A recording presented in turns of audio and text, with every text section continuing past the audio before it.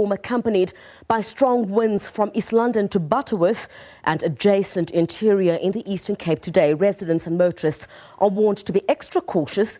The death toll from devastating floods has now risen to 3 in that province.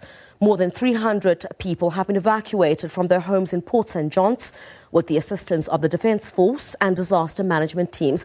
For more of the story now, we speak to our SABC reporter Zimkhitha, who's been out with us over the past couple of hours monitoring the situation. She's in Mbizana this evening in Eastern Ponderland. Zimkhitha, thanks for your time. What's the situation in the area where you are this evening?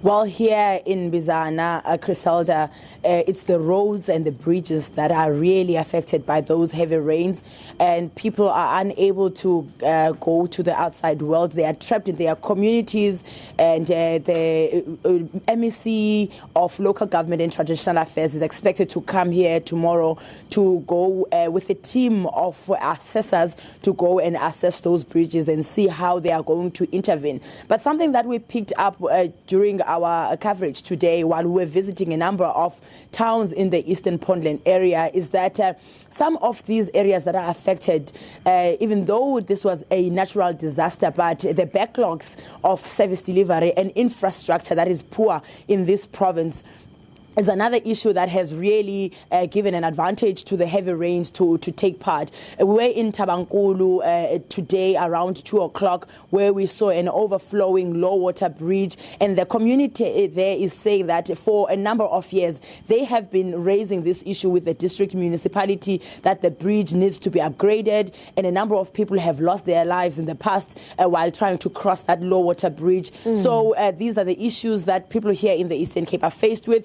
Livestock is also another issue that people are crying foul about. They are saying that their livestock is really affected, and they are waiting and hoping that the sunshine will come back so that there is no more rain and end up to the death of those livestock. Zimkhitha, in that particular area, you say the roads are affected.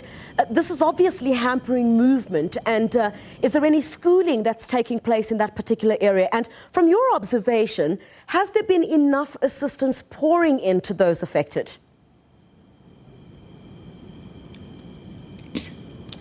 From a personal assessment, I would say that a lot of focus is on Port St. John's because it is the area that is the most affected, with the more than 300 people who have had to be evacuated from their homes to places of safety. However, when you move out of Port St. John's, you don't really see a lot of the disaster management teams on the ground getting information from those who are affected. There are a number of homesteads that have been affected by these heavy rains, and like I'm saying to you, that livestock is also affected. We haven't seen the Department of Agriculture and Rural Development in the villages of Ntabankulu speaking to locals so that they can be interventions.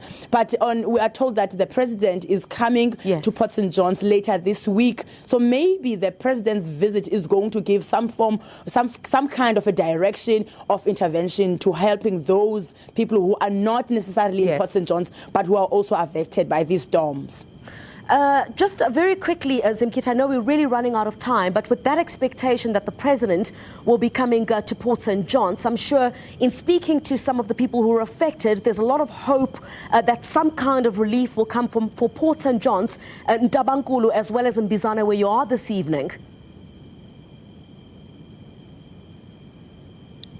There's really a lot of hope because people are not just concerned about the water levels that are in their areas. They're also concerned about the elections because we are a few days away from the elections, Criselda. So now they are asking what will happen when it rains on the 8th of May when they have to go and cast their ballots. So they need a quick intervention in their villages, especially those who are unable to cross to go to schools and clinics. And we know that in Tabankulu, 3 schools had to be closed and a clinic because people cannot go to the other side of the village.